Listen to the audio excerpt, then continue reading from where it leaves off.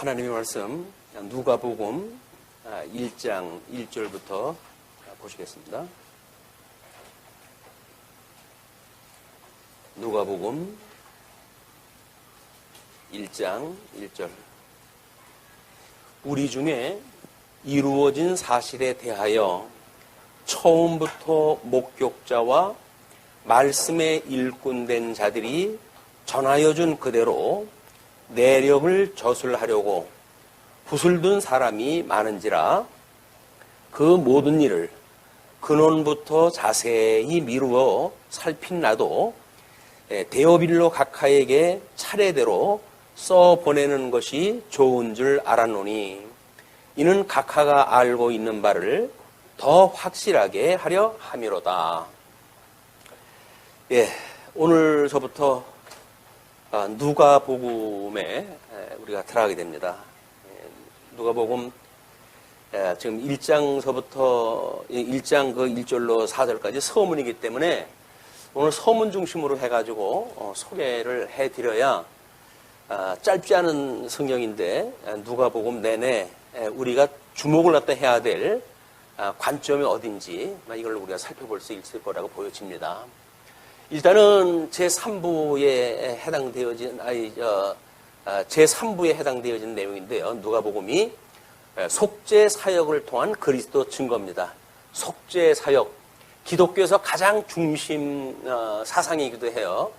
속죄 사상이 무엇인가라고 하는 개념을 알아야 우리가 어떤 은혜를 입고 살아가는지 또는 어떤 지체로서의 정체성을 가지고 있는지 아주 중요한 그런 그 교리가 되어지기 때문에 이 누가복음에 우리가 좀 관심을 갖고 살펴봐야 될 것 같습니다. 특별히 누가복음은 유일한 이방인 그 저자입니다. 이방인 저자. 그래서 헬라인으로서 의사 출신이에요. 그때나 이때나 엘리트에 준하는 그런 그 사람이고 일단 그 헬라 학문에 상당히 능통한 사람이었고 사도 바울하고 동역을 해갔던 그런 그 제자이기도 합니다. 그렇기 때문에 우리가 이 사도 이 누가복음의 저자인 누가가 어떤 목적으로 지금 편지를 썼는지에 대한 아마 이거를 그때 당시의 시대적 배경에 대해서 이렇게 우리 중에 이루어진 사실 그 이야기는 예수 그리스도의 십자가의 도에 대한 그 이야기들이에요. 처음부터 목격자와 말씀에 일꾼된 자들이 전하여 준 그대로 내력을 저술하려고 붓을 든 사람이 많은지라. 그때 당시에 유사 복음서가 꽤나 많이 나왔습니다. 그래서 지금 이제 우리가 정경화 과정을 겪으면서 우리 AD 397년에 정경화가 됐는데 신약성경 27권만 하나님의 말씀이다 라고 교회가 정할 때까지 수많은 복음서들이 나왔어요. 지금도 이제 아주 이때 고전으로 있었던 복음서가 나타났다고 해가지고 교회가 아주 시끄러운 적이 있었어요. 왜냐하면 그런 영지주의적인 그런 고전인데 그것이 현대 우리가 가지고 있는 복음서를 뒤집어 엎는 이런 교리적인 내용이 있기 때문에 그렇거든요. 근데 이 고전이라고 하는 이유 외에는 성경에서 일찍이 배제되어진 책이에요. 그러니까는 왜 성경이 배제되어져 있는지 성경 신학적인 의미를 모르게 되면 그냥 같은 시대의 고전이라고 하는 하나의 이유를 가지고 교계에서 겁을 먹는 거예요. 그런데 겁을 먹을 거 없습니다. 그때 당시에도 철학적인 책으로부터 복음서로부터 해가지고 수많은 책들이 저술이 됐거든요. 근데 그거 일일이 우리가 비판하고 판단할 이유가 없어요. 왜냐하면 이미 성령께서 딱 신약성경 27권만 하나님의 말씀이라고 해가지고 주님의 몸된 교회에 결정을 갖다 하게 하셨고 그걸 우리는 받아들이는 거야. 그래서 많은 그런 성경이 있다 할지라도 신약 성경은 27권 외에는 인정되지 않습니다. 우리는 그 교회사 2000년 동안 어떻게 진리가 보존되어져 왔는지를 그 어떤 역사를 우리가 이해를 못하게 되면 딴소리 하는 거예요. 그게 뭐 별 의미가 있냐? 뭐 교회에서는 뭐 그걸 지네들 마음대로 결정하냐? 뭐 이렇게 이야기를 하는데 교리 하나하나가 결정되어지기까지는 수많은 이단들의 공격이 왔고 주님의 몸된 교회에서는 그건 지키려고 하는 엄청난 이제 하나님 앞에 기도와 또 성경 연구와 이런 걸로 의해 만들어지는 일들이거든요. 그래서 역사적 결정되어진 일들에 대한 거는 우리가 자부심을 가져도 부족한 그런 그 사건입니다. 그냥 인간 역사가 아무나 그냥 결정한 거라고 생각을 해가지고는 안 되는 거예요. 왜냐하면 교회가 성령의 감동에 의해서 성경 27권만 하나님의 말씀이라고 해가지고 정경화가 되어졌다는 이야기는 이거는 성경 신학적인 의미가 있기 때문에 그렇습니다. 그래서 그런 그 의미를 제대로 모르는 분들은 아직도 마태, 마가, 누가 이 세 개를 공간복음서라고 이야기를 해서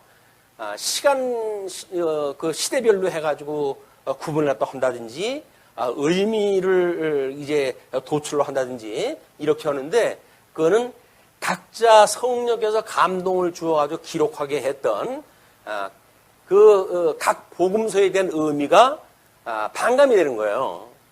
그래서 우리가 이렇게 사복음서를 따로따로 공부하는 거는 우리들만의 특별한 의미가 있기도 합니다. 그래서 그 중에 이제 3부에 해당되어지는 것이 누가복음이 속죄 사역을 통한 그리스도 증거인데 이제 그 속죄 사역을 통한이라고 하는 그 의미는 뭐예요? 여러 가지 방법이 있었어요. 방법이 제시되어진 것이 마태복음은 직임을 통한 이렇게 되어졌고 그리고 중보자의 직임입니다. 그다음에 두 번째 우리가 공부했던 마가복음은 그리스도의 신분에 대한 신분을 통한 그리스도 증거인 거예요. 이분이 구약에 언약되어진 기름 부음 받은 자다라고 하는 걸 기록한 성경이기 때문에 이 성경은 일찍이 하나님께로부터 이미 모든 것이 출발이 되어지는 거예요. 그래서 우리가 처음부터 창조 사역이라든가 섭리 사역으로 구분하는 이유는 하나님이 하늘 기뻐하신 뜻을 가지고 계신 분이에요. 그 뜻을 우리가 모르게 되면 마치 어떤 세속적인 철학적 이원론에 빠져가지고 선한 신, 악한 신의 뭐 대결인 것처럼 보여지는데 세상을 만들기 전에 하나님밖에 안 계셨어요. 하나님 이외에 어떤 거로부터라도 원인이 될 수 있는 일은 없어요. 이 세계의 모든 존재하는 뭐 유형, 무형의 이런 존재물들은 창조주 하나님의 뜻에 의해서 만들어진 것들이거든요. 그거를 철학적인 사고를 가지고 뭐 이원론적인 어떤 상계각을 가지고 있다든지 해 아래의 철학에 그 철학적 사고에 매여 가지고 절대적 이 성경 신학을 또는 성경적인 권위를 부정한다든지 하는 일은 무지몽매함을 스스로 고백하는 일이에요. 왜냐면 하늘 위의 세계를 모르는 사람, 하늘 아래 이 태양계 아래에 있는 세계만 세계라고 생각하는 사람들의 생각이기 때문에 그렇습니다. 그래서 우리 하나님께서는 원래 절대 이성적 기능을 가지신 분이에요. 그러니까 기쁘신 것도 있고 선하게 생각하시는 것도 있고 또 싫어하시는 내용도 있어요. 그 싫어하시는 내용들은 율법을 통해서 하지 말라고 명령을 하셨고 하나님이 좋아하시는 일은 하라고 명령을 내리셨어요. 그리고 그러면 싫어하시고 선하시는 뜻이 어떤 걸 기뻐하시는가? 둘 다 기뻐하셔요. 하나님은. 기뻐하시는 것은 하나님의 그 능력의 영광이 계시되어지기 때문에 기뻐하신다는 거예요. 우리 인간처럼 도덕적으로 생각을 해가지고 좋은 것, 나쁜 것 우리 판단을 갖다 해가지고 내 마음에 맞지 않으면 우리 싫다고 그러잖아요. 근데 하나님은 그렇게 옹졸하신 분이 아니에요. 모든 만사가 하나님의 절대 주권에 의해 가지고 지금 계시가 되어지고 있기 때문에 그렇습니다. 그 하나님이 우리를 사랑하신다는 거예요. 지금 우리를 사랑하시는 분이 세상을 지으시고 만사 만물을 하나님의 기뻐하신 뜻을 따라서 작정한 대로 이루시는 전지전능하신 하나님이 우리를 사랑하신대요. 얼마만큼? 독생자 예수 그리스도를 십자가에 못 박아 죽게 하릴 만큼 그 속죄 사역을 이루게 하시는 그 하나님이 그만큼 우리를 사랑하신대요. 그 하나님의 사랑을 우리가 깨닫게 되면 이 세상을 살아가는 이유가 하나도 더 이상 존귀한 게 없어요. 하나님의 사랑을 받고 산다고 하는 그 확증보다 더 중요한 것이 이 세상에 없다고요. 근데 우리는 그걸 놓치게 되면 이 세상의 과정을 이 사랑이 살아가면서 그것이 더욱 귀한 가치나 되는 양 오해를 하기 때문에 힘든 거예요, 인생살이가. 예, 그렇게 인생살이가 힘들 때 우리는 정답을 알고 있잖아요. 하나님의 그 영광 계시가 목적이지 우리들의 행벌이라고 하는 그거는 그냥 예수님을 믿느냐 안 믿느냐에 따른 결과에 지나지를 않습니다. 그걸 믿는 게 중요한 거예요. 하나님의 말씀을 믿는 게 중요한 거예요. 그렇게 되면 우리가 어떠한 존재인지를 깨닫게 되어지고 하나님이 사랑하시는 그 존재라고 하는 걸 깨닫게 되어지게 되면 우리는 한없는 행복한 삶을 살아갈 수밖에 없는 겁니다. 살아가지게끔 되어져 있어요. 왜냐하면 이 글씨가 잘 보이는지 모르겠는데 우측에 로마서 8장 19절의 이야기입니다. 피조물이 고대하는 바는 하나님의 아들들이 나타나는 것이니 피조물이 허무한데 굴복하는 것은 자기 뜻이 아니요 오직 굴복하게 하시는 이로 말미암음이라. 그 바라는 것은 피조물도 썩어짐의 종로로 탄 데서 해방되어 하나님의 자녀들의 영광의 자유에 이르는 것이니라. 피조물이 다 이제까지 함께 탄식하며 함께 고통을 겪고 있는 것을 우리가 아느니라. 지금 자연재해라든지 하는 것 때문에 상당한 그 관심들을 갖고 있잖아요. 그 비로소 자연의 통증을 우리가 보게 되어진 거야. 자연이 어떤 통증을 받고 있는지를 비로소 인간의 교만이 자연과학의 발달을 해가지고 자연과학이 발달하고 그걸로 인해가지고 모든 걸 다 만들어내는 세상 아닙니까? 그 만들어내가지고 양산되어진 게 뭐예요? 한마디로 쓰레기들이에요, 쓰레기들. 그래서 그 쓰레기를 해양 오염이 돼가지고 그 해양 생물들이 죽어가고 이런 현상들이 지금 드러나고 있는 거예요. 그런데도 불구하고 그게 무슨 일인지 몰라요, 세상 사람들이. 그런데 그거는 이미 하나님께서 우리 이제 불태워가지고 없어질 세상이에요. 그것이 넷째 날 이후 만들어진 세상인데 그 넷째 날 이후 만들어진 세상을 나중에 전부 심판을 하실 겁니다. 이제 하늘이 두루마리처럼 말리고 땅이 체질이 불에 녹는 그런 이제 마지막 때가 오게 되어지는데 그때까지 우리는 하나님이 어떠한 분인가를 깨닫고 그분만을 경외하는 삶을 살아감을 배우게 하시기 위한 하나님의 사랑의 인내의 시간이 지금 아직도 계속되어지고 있는 거예요. 하나님이 심판하시고 남을 시간이에요, 이게 다. 그런데도 하나님께서는 여전히 참고 기다리시고 계셔요. 왜?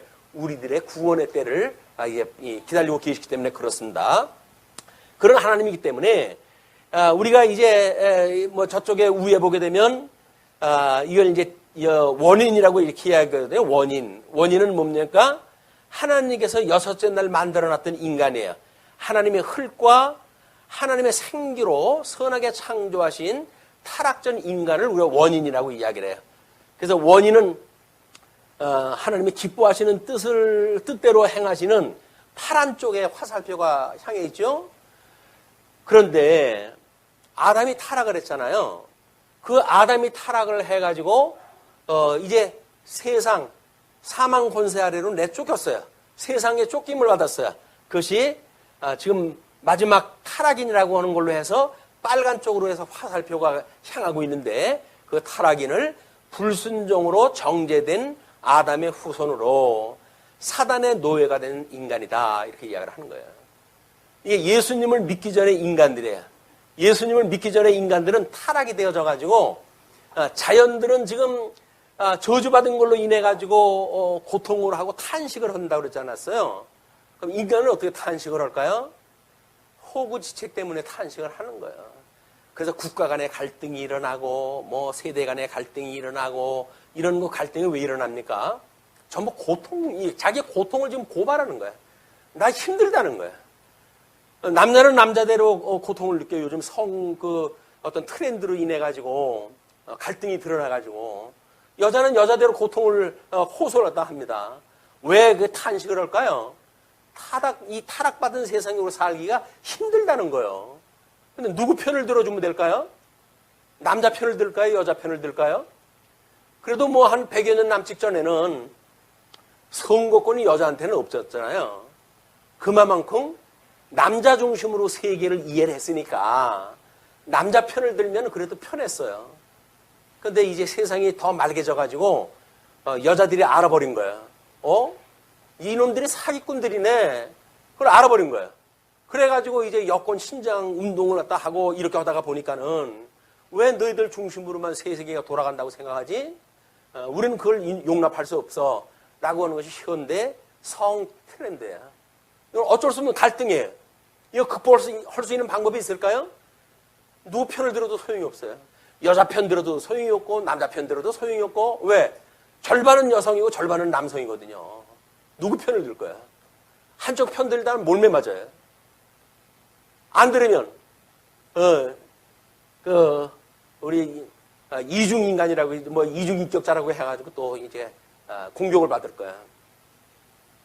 말로서 말 많으니 말 많을까 하노라. 그냥 입 다물고 있으면 될까요? 고통이 뭔지는 우리가 알아야 될 거 아니에요. 이 고통이 도대체 왜 전 인류가 이 고통 중에 이렇게 아우성을 치느냐. 그걸 우리는 자기의 변을 내서야 온다든지 뭐 불만을 한다든지 그게 이야기를 하는데 불만이 아니에요. 우리가 뭐 이렇게 살아가다가 성질 내는 사람들이 있잖아요.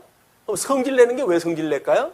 힘들다는 거예요. 내가 지금 이 세상이 나를 용납을 못하고 나를 갖다 인정 안 해주고 이렇게 되어지는 세상이 힘들다는 거예요. 그게 탄식소리예요. 탄식소리. 이 저주받은 세상을 어이할 거라고 하는 탄식소리거든요. 그거로부터 우리가 어떻게 자유를 갖다 입을 수 있을까요? 진리를 알지니 진리가 너를 자유케 하리라. 하나님을 아는 방법밖에 없어요. 하나님의 말씀을 깨닫는 수밖에 없어요. 깨달아야 그 이유가 뭔지를 알게 되어지고 그 하나님의 섭리에 우리가 이유를 알게 됨으로 해가지고 하나님의 그 놀라우신 능력을 찬양하고 그분만으로 우리가 기뻐하는 인생을 살 수가 있게 되어지는 거거든요. 아, 우리 생명의 근원이 하나님이래. 복의 근원이 하나님이래. 생명의 근원이 하나님이래. 그런 하나님을 만나야 될 거 아닙니까?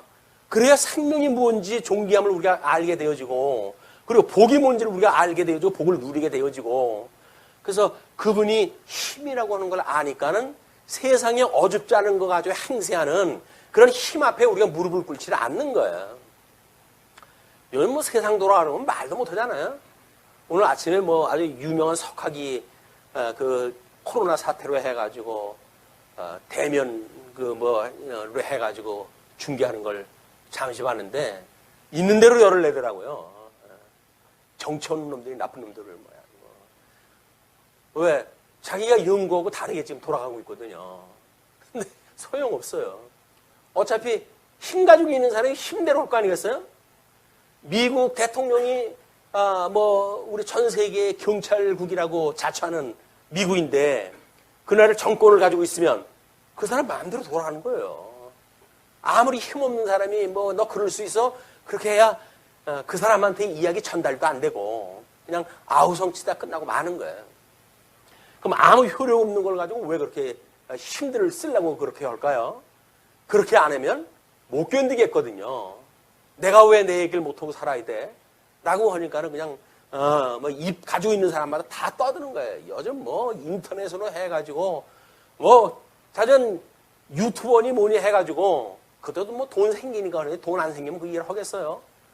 난리 6.25 때 난리는 난리도 아니에요. 얼마나 지금 들끓고 있는지.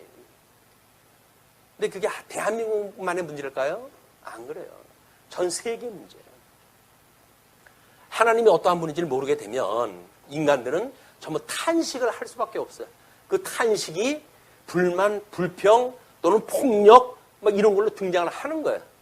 하다못해 우리 학교의 왕따의 그 문화라든지 이런 것도 뭐예요? 평균 힘 있는 자들이 장악하겠다는 거예요. 그럼 어떻게 돼요? 힘없는 자들이 연대하면 게 가능할까요? 안 돼요. 연대라는 게 쉽지 않아요. 또 그것도. 그러니까는 몇십 년 후에 텔레비전에 그 왕따 시키고 헛된 애들이 나오면 고발하고 그렇게 해가지고 난리 나고 그러잖아요. 자살을 갖다가 시도하기도 하고.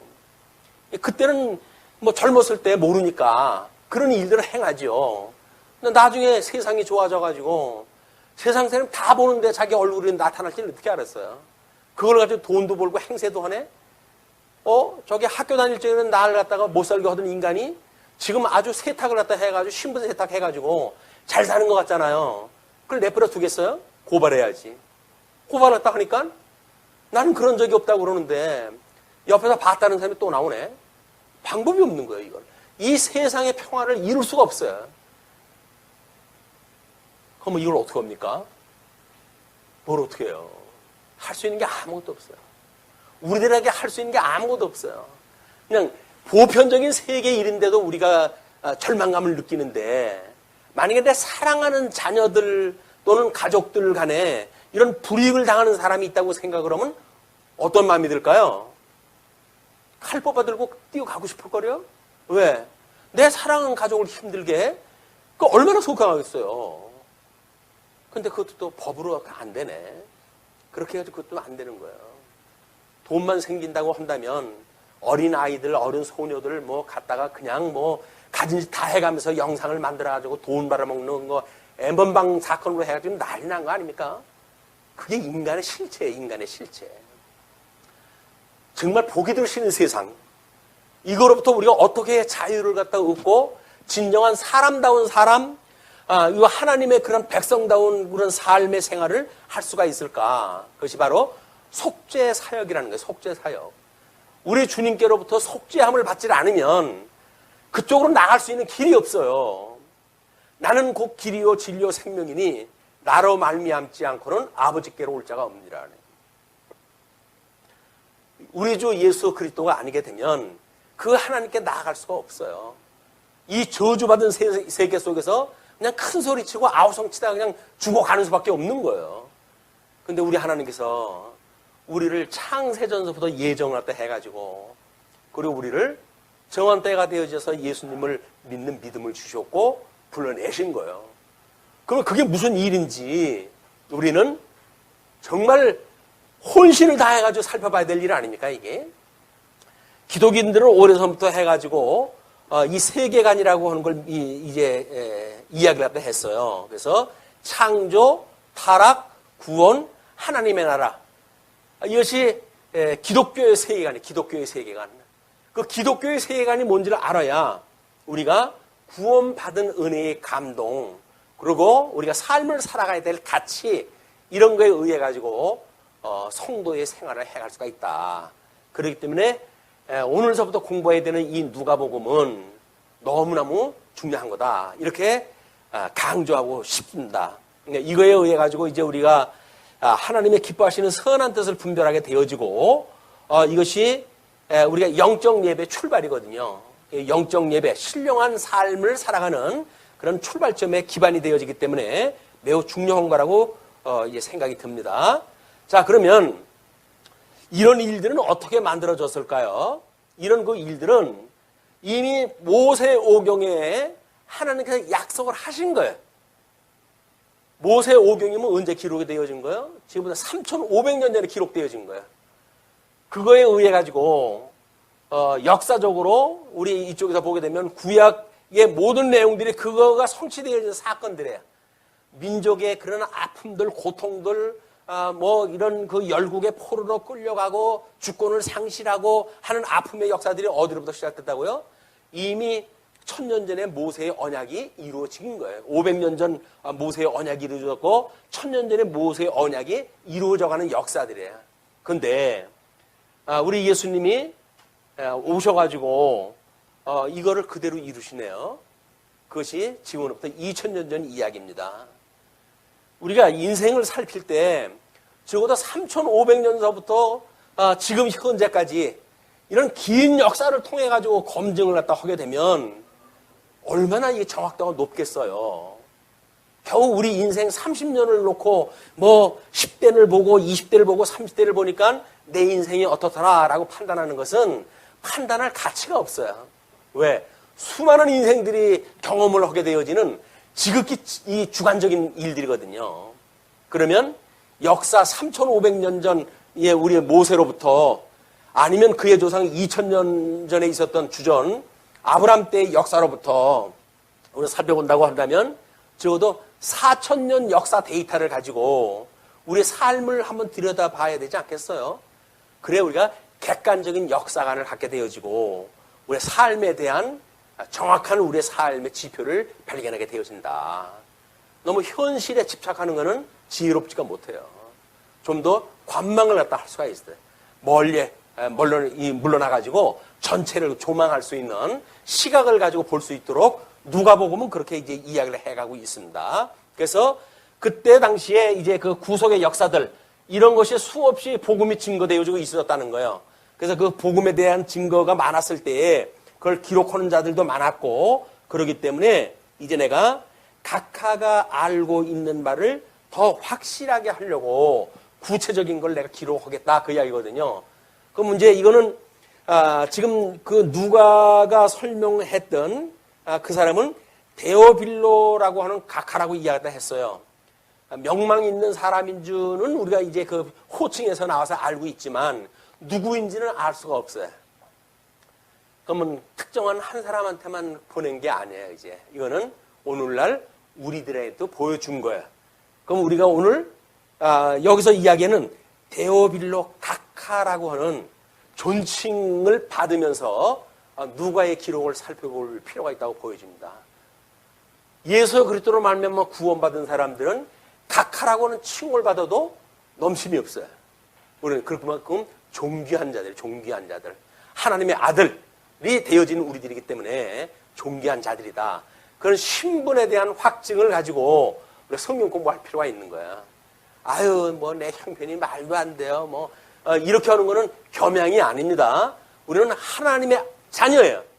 예, 우리는 그런 신분을 가지고 성경을 살펴볼 필요가 있는 거예요. 그래서 사복음서의 내용이 구조적으로 해가지고 우리 먼저 일부에서 중보의 삼직을 통한 그리스도의 증거 마태복음인데 중보자로 오신 그리스도, 그 다음에 그리스도의 선지직, 그리스도의 왕직, 그리스도의 제사직 이걸 통해서 확인한 바가 있어요.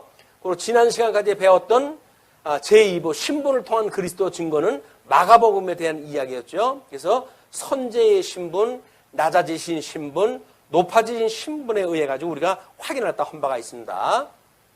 오늘부터 공부하는 누가복음이 제3부로서 속죄 사역을 통한 그리스도의 증거예요. 제1장에는 하나님의 의에 대한 증거고 두 번째는 하나님의 나라에 대한 증거예요.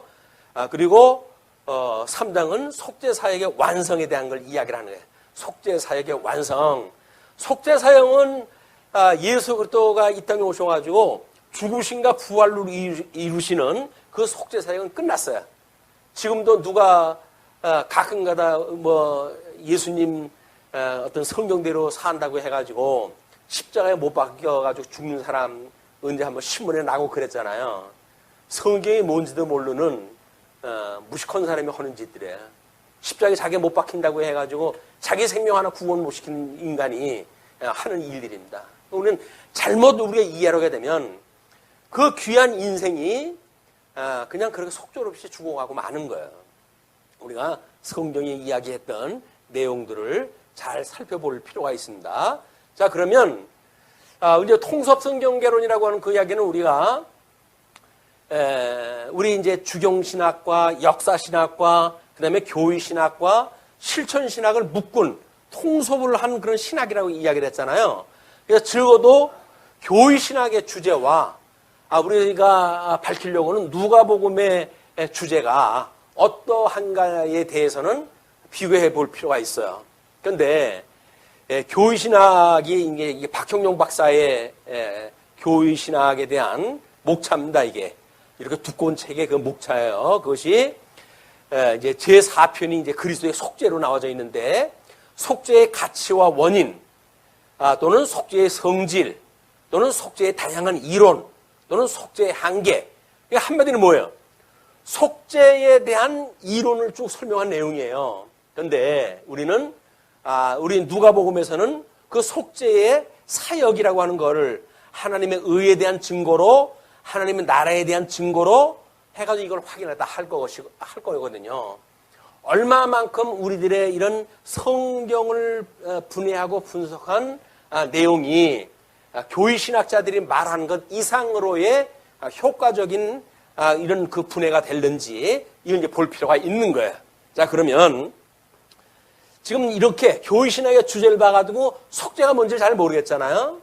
근데 누가복음에 대한 내용을 보게 되면 지금 하나님의 의에 대한 증거라고 이렇게 의와 나라에 대한 걸로 지금 증거를 한다고 그랬잖아요. 근데 예수님께서는 우리들한테 무엇을 당부하냐면 너희들은 그의 나라와 의를 구하라고 이야기를 해요. 의와 나라는 하나님께서 작정과 예정을 이루어 가시는 큰 줄기입니다. 그래서 그 의를 이루시기 위해서 우리 주 예수 그리스도를 통해 가지고 복을 주시고 저주를 줄 수 있는 그 복을 창세기 1장 28절에 주신 거예요. 그래서 복을 주시며 가라사대 생육하고 번성하라 땅에 충만하라 땅을 정복하라 그리고 모든 생물을 다스리라 라고 이야기를 했더니 창세기 1장 28절이거든요. 그러니까는 처음에 복이라고 하는 것은 하나님의 의에 대한 이야기고 그 다음에 자손, 땅, 통치에 속한 나라 이것에 대해서는 하나님의 나라에 대한 이야기예요. 이미 우리의 구조를 뭐부터 보고 있는 거예요? 창세기 1장 28절부터 우리가 출발할 때 해가기 시작을 하는 거예요. 그러니까 우리 이렇게 중간에 어떤 그런 논리적인 걸 가지고 연구했던 신학적 교리가 얼마나 부족한지를 이제 비교해 볼 수가 있는 겁니다. 그러나 그들이 말하고자 했던 것은 뭔가 이건 우리가 살펴볼 필요가 있기 때문에 우리 종교개혁자들이에요. 이제 종교개혁자들이 지금 우리들한테 주어졌던 이 내용은 대요리 문답과 칼빈의 5대 교리라고 이제 이야기를 했는데 아주 중요한 그런 교리입니다. 이 교리는 왜? 속죄의 교리이기 때문에 그러는 거예요. 누가복음 전체의 의미를 이 칼빈의 5대 교리를 이해를 하시게 되면 우리 속죄에 대한 모든 내용을 확인할 수가 있어요. 그러면은 이거는 다 이게 좀 살펴봤으면 좋겠어요. 그래서 이거는 원래 칼빈의 5대 교리는 도르트 신조라고 해가지고 종교개혁 끝나고 1618년 19년에 교회에서 교리로 아주 만들어 놓은 항목이에요. 그리고 이거를 다시 신도 개요를 통해 가지고 확장해 가지고 설명이 되는데 그것이 뭐냐면 하나님은 만사 만물을 작정했다고 그랬어요. 그 작정한 것은 영원 선정이라는 영원 선정. 영원 전서부터 이미 하나님께서 정하신 일이에요. 그거를 하나님의 예정을 또 하신 것이 있는데 하나님의 예정은 선택과 유기하시기로 예정하셨다. 그 내용이에요. 하나님은 이미 예정을 하셨을 때 택한 백성하고 멸망되어지는 백성들하고 다 정해놓은 거예요. 그걸 예정이라고 이렇게 이야기를 하는 거예요. 그 예정되어진 대로 이제 우리가 하나님께서 이걸 해나가실 터인데 하나님은 그러면 어떻게 작정을 실행하시는가 이렇게 나오죠. 그 작정 실행하는 것이 창조사역과 섭리사역이에요.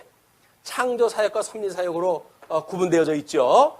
그러면 창조사역은 어떻게 하시는가? 이것이 천상계와 천하계를 창조하시는데 천상계에서의 이성적 존재는 천사들로 그 다음에 천하계에서 이성적 존재는 아담으로 해가지고 이걸 지었기 때문에 이거다 천사와 사람이라고 쓴 거예요.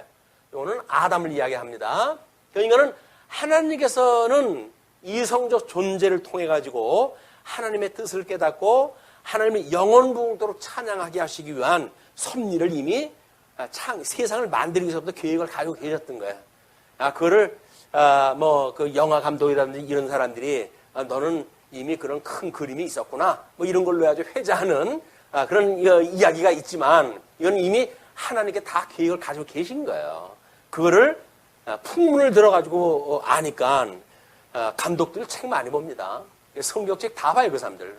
그러니까 하나님이 뭐 작정을 했다 그러는데 그 얘기야 해가지고 그걸 대사에 인용을 갖다 한 거야. 너는 이미 큰 그림이 있었구나. 다 계획이 있었구나. 그 얘기예요, 이제 그게. 자, 그런데 섭리사역은 어떻게 하시는가? 섭리사역은 언약과 성취로 되어져 있어요. 언약 섭리와 성취 섭리로 되어져 있어요. 그래서 우리가 양대 언약이라고 하는 그 이야기는 의와 나라라고 하는 두 언약을 하나님께서 어떻게 성취해가는 내용이니까 성취하는 내용을 이렇게 보시면 돼요. 자, 먼저 하나님은 이렇게 언약과 성취를 예정을 하시고 우리 아담을 에덴 동산을 병설하시고 에덴 동산에 아담을 불러들이셨어요. 그것이 이제 섭리 역사의 출발이에요. 섭리 역사의 출발. 그래서 섭리 역사는 에덴 동산에서 출발이 돼요. 그래서 에덴을 창설하시고 라고 했던 창설은 창조가 아니에요. 그를 원어적으로 해가지고는 심다라고 하는 뜻이에요. 심다라고 하는 뜻. 창조되어진 세계에다가 에덴이라고 하는 것을 하나님께서 무대를 만드시고 그 무대에 아담을 불러들이신 거예요. 짐승들도 불러들이신 거예요. 그런데 그 동산이 얼마나 아름다운지는 이제 성경을 우리가 봐야 아니까 구체적인 건 그렇게 배웠으면 좋겠어요. 너무 아름다운 동산이에요. 그런데 뭐 먹을 것도 얼마나 많은지 과일들이. 근데 하나님께서 너 다른 과일은 다 먹어도 좋은데 성과 악을 알기는 과일나무 열매를 따먹으면 안 돼. 그걸 따먹으면 너 죽는다. 이렇게 이제 경고를 다 했어요. 그것이 생명과와 우리 선악과라고 하는 두 가지인데 생명과는 따먹어도 좋다고 하는 하나님의 권하는 과일이에요. 그걸 우리가 권계라고 이렇게 이야기하죠. 권하는 계명이에요. 권하는 계명. 그런데 선과 악을 알기는 과일나무 열매는 따먹지 말래요. 그걸 따먹으면 죽는데요. 그래 따먹으면 죽으니까 그것이 하나님이 싫어하시는 거니까 따먹지 말라고 그랬잖아요. 그래서 우리가 성경을 보게 되면 쭉 내용대 동사에 두 가지가 나와요. 하나는 부정동사와 긍정동사예요. 하나는 하라와 하지 말라예요. 성경 전부 그 내용이니까 하라, 하지 말라. 그게 뭐예요?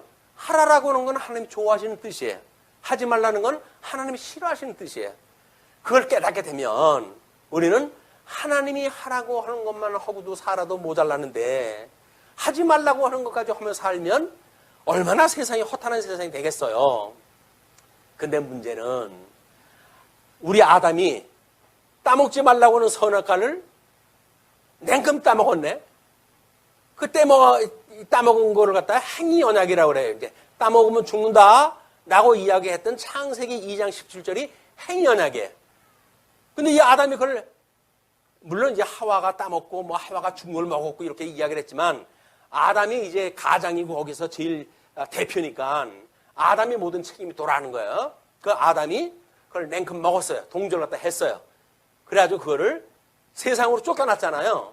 세상으로 쫓겨난 거를 전적 부패되어졌다 이야기를 하는 거예요. 그 전적 부패라고 하는 거는 사람의 모든 면이 타락으로 인해 영향받았다. 그 이야기는 뭐예요? 우리 인간의 영성, 지성, 심성, 감성, 덕성, 우리 인간이 가지고 있는 모든 인격에 영향이 되어져 가지고 저주받은 종이 돼 가지고 우리한테 자유의지까지도 빼앗겨 버린 거야. 그래서 우리는 노예의 의지만 가지고 사단의 종으로 살아갔던 사람들이에요. 그걸 우리가 자유의지를 상실했다 그렇게 이야기를 하는 거야. 그런데 하나님께서 창세전에 이미 선택과 예정을 하셨다면요. 근데 다 죽이면 어떻게 해요, 하나님? 이렇게 우리는 질문이 나올 거 아니겠어요? 하나님의 지혜가 우리 지혜보다 부족할까요? 하나님께서는 이미 그를 아담 한 사람을 만들어 놓고 그 중에 불택자와 택자를 하나님이 정하시겠다는 거예요. 그런데 그거를 만약에 하나님의 절대 주권이라고 해가지고 하나님이 일방적으로 이야기를 하게 되면 하나님이 그랬잖아요 해가 덤벼들까봐 하나님 인간들한테 자유의지를 주어가지고 모든 책임은 네가 져 라고 이야기를 했거든. 그래가지고는 하나님께서 선과 악을 알린 가일나무를 따먹지 말라고 그랬잖아요. 따먹고 죽었어요.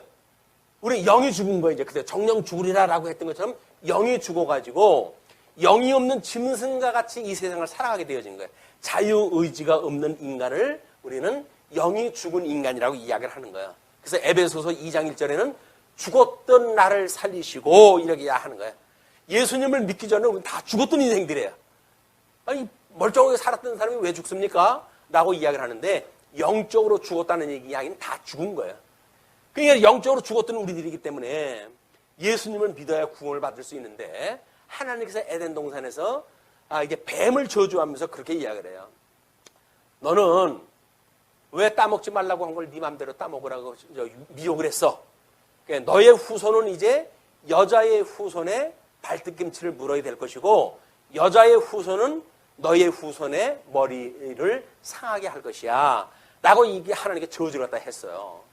그러니까 뱀의 머리를 예수님의 철저한 권세를 쳐서 이제 그걸 영향력을 갖다 행하지 못하게끔 하려고 하나님께서는 이미 계획을 가지고 계셨던 거야. 그래서 그 약속을 창세기 3장 15절에 그렇게 이야기를 한 거예요. 그걸 우리가 원시복음이라고 이렇게 이야기를 합니다. 원시복음. 그 원시복음은 예수님을 믿지 않으면 멸망받고 예수님을 믿으면 구원받을 그 기초가 되어지는 거야. 예수님의 후손과 여자의 후손과 그다음에 뱀의 후손과의 이제 전쟁. 이 전쟁이 한번 일어나 가지고 전쟁에 누가 승리를 했다 하는가를 통해 가지고 하나님의 역사의 대반전이 이제 꾀해질 거거든요. 그래 가지고 준 것이 은혜의 언약이라고 이렇게 이야기를 해. 그래서 우리의 언약은 창세기 1장 28절에 복과 나라에 대한 것을 언약했다고 했을 때 그거를 양대 언약이라고 우리가 해석을 한 것이고, 그다음에 일반 교회에서는 행위 언약과 은혜 언약이라고 하는 두 가지 언약만을 취급을 해요. 자, 그러면 행위 언약으로 다 망했잖아요. 그럼 창세기 3장 15절 말씀처럼 구원을 갖다 해야 창세전에 구원받기로 예정되어 있는 자는 구원받을 거 아니에요. 그래서 그 구원받을 조건을 이렇게 이야기를 하는 거예요. 자, 우리 아까 교의 신학에서는 속죄의 성질이라든지 그런 그 한계라든지 이런 걸 쭉 이야기를 했잖아요. 근데 그게 뭔지 잘 모르요. 여러 가지 그런 그 이론도 있다고 그랬잖아요. 네? 아주 분명하게 우리 믿음의 선배들이 이걸 다 정리했다 해놨어요. 뭐냐면 은혜 언약은 첫째 무조건적 선택이에요. 자, 우리는 교회 나오라고 그러면 우리가 뭐라 그래요? 아유, 저는 죄가 많아가지고 교회 나가면 안 돼야지. 이렇게 이야기하는 사람들 많아요. 나이 먹은 사람들은 아유, 저는 술도 먹고 담배도 피우고 가지고 교회 못 나가겠어. 이렇게 이야기하는 사람도 있어요. 그런데 하나님께서 우리를 불러내실 때에는 조건이 있는 게 아니에요. 왜냐하면 하나님께서 우리를 먼저 택하셨기 때문에, 그렇죠? 창세전에 이미 우리는 선택되어져 있는 사람들 아니에요. 그렇기 때문에 우리 택자는 그분께 응답하도록 되어져 있어요. 그래서 우리 예수님 믿으세요? 예수 믿으면 구원받아요? 라고 복음을 증거하잖아요? 그러면 그래요? 라고 해도 예수님을 믿는 마음이 생기고 그래야 예수님을 믿게 되어지는 거예요. 예수님 믿는 게 그냥 믿는 게 아닙니다. 이미 창세전에 하나님께서 우리를 예정하셨다는 거예요. 어떻게? 선택하시기로. 그래 예정되어져 있기 때문에 믿는 가정 중에 태어나기도 하고 때로는 누구의 전도에 의해서 그리고 그렇게도 되어지고 또는 신랑 잘 만나가지고 구원받는 일도 되어지는 거예요. 이게 이제 복음을 듣기도 하고 이런 그 일들이 되어지는 거란 말이에요. 그렇기 때문에 이렇게 무조건적으로 하나님께서는 선택을 하기 위해 가지고 창세전에 택했던 사람들을 불러내셔요. 너는 이제 나와서 구원받고 교회 생활을 해야 돼 라고 불러내신단 말이에요. 그것이 무조건 선택이에요. 그러면 하나님께서 무조건 선택으로 한다고 한다면 속죄라고 하는 것은 무제한적인 겁니까? 라고 우리가 생각할 수가 있잖아요. 근데 그것이 아니라 하나님의 의도는 오직 택한 자를 구원하시기 때문에 제한적인 속죄예요. 예수님 믿는다고 아무나 믿는 거 아닙니다. 믿고 싶어도 믿을 수가 없어요. 왜? 믿음은 선물인데 하나님 믿음을 안 주셔요. 그럼 우리는 교회 나오라고 이야기를 하면 반응이 어떤 반응이 있나요? 제법 목에다 힘을 주고 싫어. 왜 그래? 싫어. 왜? 너 지금 나 아쉬워가지고 불러가려고 그러지? 그런 이야기거든요. 천만의 말씀이에요. 왜냐하면 하나님께서 아무나 우리를 속죄해 주시는 게 아니에요. 택하기로 예정되어진 사람들, 선택하기로 예정되어진 사람들만 하나님이 속죄를 다 해주시거든요. 그러니까 우리가 지금 이 복음을 깨닫고 교회 생활하고 예수님에게 세례를 받고 이렇게 살아간다는 이야기는 뭐예요? 창세전서부터 이미 하나님이 우리를 구원하셨다는 이야기예요. 아, 저는 그런 걸 근데 확신이 없는데요. 확신이 뭐 필요 있나요? 이미 하나님께서 우리한테 불러냈고 이런 것들이 진행이 되어졌고 그리고 강론을 듣게 되면 예수님이 어떤 분이라는 것이 믿어지고 깨닫게 되어지고 그건 다른 표적이 필요가 없어요. 이게 믿어지지 않으니까 귀신 씨 하나 까먹는 소리를 다 하는 거예요. 교회에 오게 되면 병든 사람이 막 고침을 받고 이런 일이나 본물로까. 아니 아무런 변화가 없는데 내가 무슨 구원을 받아요. 그런데 변화라고 하는 것이 아까 선악과를 따먹고 어떤 변화가 생겼나요? 예? 영이 죽어버렸잖아요. 근데 예수님을 믿음으로 해가지고 죽었던 우리가 살아났다는 이야기는 뭐예요? 죽었던 영이 다시 살아났다는 거 아닙니까? 죽었던 영이 살아나는데 그걸 몰라. 우리가 아직 나이가 어리고 그렇게 했을 적에는 지가 살아있는지 죽은지도 몰라요. 우리 갓난애기들은. 그렇잖아요? 엄마 젖을 뭐 품을 파고 뭐 그렇게 먹고 그렇게 하면서도 부모님들 보호 속에 살아가는데도 불구하고 부모님이 자기를 갖다 낳았는지 자기의 보호자인지 그것도 몰라. 그것이 어린 신앙이란 말이에요. 그런데 이제 품을 떠나기 시작을 하고 뭐 이성이 생기기 시작을 하고 이제 외부로부터 나가다 보니까 친구들이 만들어지고 친구에 대해서 공격도 당하고 이러다 보게 되면 이제 가족이 그리워지기 시작을 하는 거예요. 나를 보호해줄 가족이 필요한데 엄마 아빠가 나의 이 보호자 아니야? 라고 그것이 만들어져 가지고 엄마 아빠를 우리가 신뢰하기 시작을 하고 그분을 일단 믿기 시작을 하는 거예요. 그것이 하나님을 믿는 신앙도 마찬가지입니다. 그분이 나를 낳아줬고 그분이 나를 다시 살리셨고 그분으로 말미암아 새로운 피조물이 되어졌다고 믿어졌을 때 우리는 그분을 존경하기 시작을 하고 그분을 의지하기 시작을 하고 그분을 믿기 시작을 하는 거예요. 믿음이 없다는 건 그러니까 뭐예요? 아직도 철부지가 돼서 그런 것뿐이에요. 그런데 세월이 가면은 나이를 먹는다 안 먹는다? 나이를 먹어요. 그냥 교회 꾸준히 그냥 교회만 나오면 하나님께서 어느 날 우리한테 무슨 믿음을 주는지도 모르게 우리 믿음이 생기는 거예요. 그래서 성경은 믿음은 듣는 데서 생긴다고 이야기를 하는 거예요. 믿음은. 그러니까 교회 생활 나와가지고 그냥 뭐 열심히 뭘 해야 됩니까? 그냥 교회만 나오면 된다니까요. 교회만 나오면 우리 같은 경우는 계속 성경을 통해가지고 하나님에 대한 걸 소개하잖아요.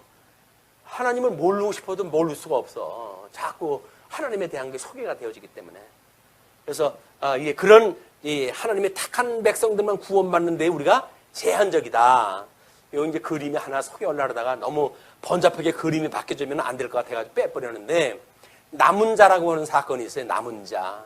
구약 성도들은 뭐 그게 천만인이라고 이야기를 하는데 바벨론의 포로로 끌려갔다 돌아온 사람들이 극소수의 숫자로 쉬어. 몇백 명 숫자로 쉬어.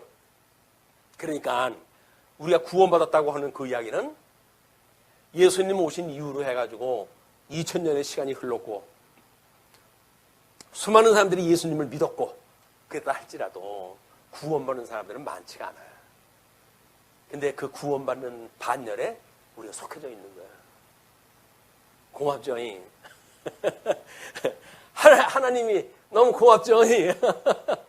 그게 감사한 거예요. 그게 내가 뭔데 이 수많은 인류 가운데 나를 골라가지고 구원을 시켜주셨습니까? 라고 하는 것이 우리 구원의 은혜란 말이에요.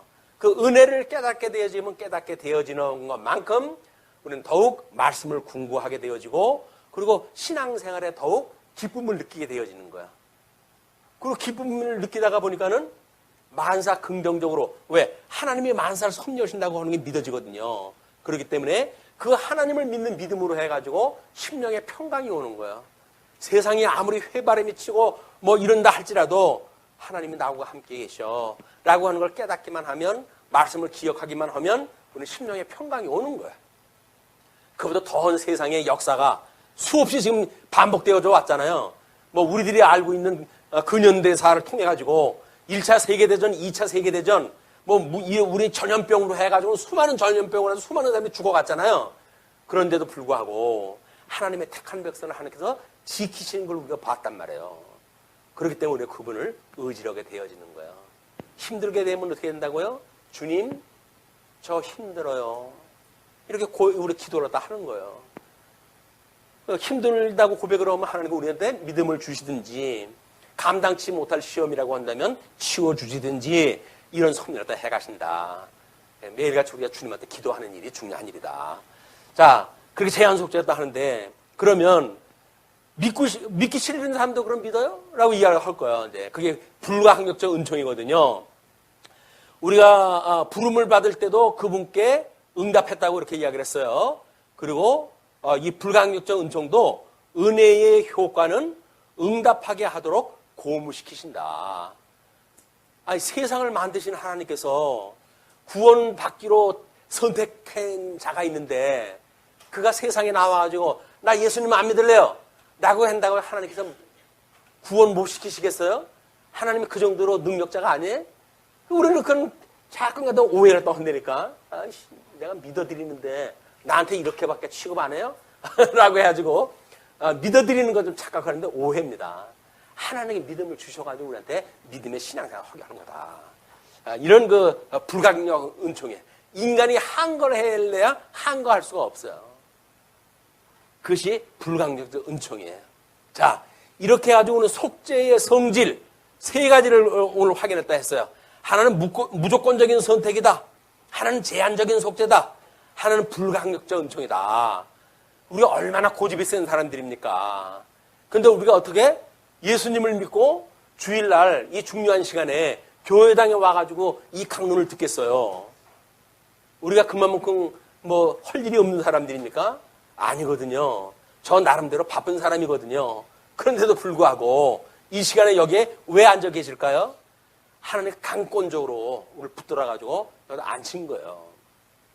아닌 것 같은데. 우리 엄마가 나오라고 해도 내가 나왔는데 그게 강권이에요. 우리에게 부모님을 주어가지고 부모님의 사랑을 깨달으면서 간접 경험을 갖다 하게 하시고 그래서 우리의 직접적으로 하나님이 어떠한 분인가를 깨닫게 하시는 일이기 때문에 엄마 손에 붙들려서 내게 온 게 아니구나. 하나님이 나를 불러오신 거로구나 하는 데까지 깨닫는데 시간이 필요할 뿐이지 그것이 하나님이 하시는 일이란 말이에요. 만사가 다 하나님이 하신 일이에요. 아니, 나는 돈 받기 위해 가지고 직장 생활을 하는데요. 아니에요. 하나님이 다 우리한테 필요에 의해서 주셨던 환경이다. 그걸 알게 되면 직장 생활이 어렵다. 화내고 신경질 낼까요? 아닌 거예요. 하나님이 주신 직장인데 기쁘고 즐거운 마음으로 감당을 하게 되어지는 거예요. 그게 안 믿어지면 우리 또 학준이 이번에 이제 금방 훈련소 들어가야 되잖아. 훈련소 하더니 머리 똑 깎는다며. 남자들이 군대 갔다 왔던 꿈꾸기도 싫어하는 건데 두 번째 다시 이제 가야 되니까. 근데 자원해서 간 거 아니야. 기쁘고 즐거운 마음으로 가야지. 이 머리 내가 또 한번 깎아야 되겠어? 라고 불만 생각을 가지고 가면 되겠어요? 안 되는 거야. 왜? 내가 자원을 했거든. 자원하는 사람 다 기쁜 마음으로 기쁘고 즐거운 마음으로 하게 되어진다. 직장에서도 마찬가지인 거예요. 이렇게 하신다. 자, 그러면 이렇게 은혜를 입은 사람들이 우리가 누리고 사는 이제 근본적인 이루어지는 성도의 견인에 대한 문제예요. 근데 예수 믿다가 도중에 탈락될 수는 없나요? 이런 생각이 들죠. 왜냐면 믿는 사람들 중에 수많은 사람들이 지금 가나안 교인으로 해가지고 빠져나갔잖아요. 그런데 여기 이게 중요한 거예요. 진실로 회개한 자들은 분명히 구원을 받게 된다. 진실로 회개한 자가 뭐예요? 진실로 회개한 자. 생명에 이르는 회개를 끊임없이 하는 자들이에요. 생명에 이르는 회개를 끊임없이 하는 자들. 자, 우리가 그래서 예수님은 뭘 가르쳐 줬어요? 우리한테? 우리가 우리에게 죄진 자를 사해 준 것처럼, 우리의 죄를 사하여 주시옵고, 우리를 시험에 들게 하지 마시옵고, 다만 악에서 구하시옵소서. 라는 걸 끊임없이 기도하라는 거. 그게 뭐예요?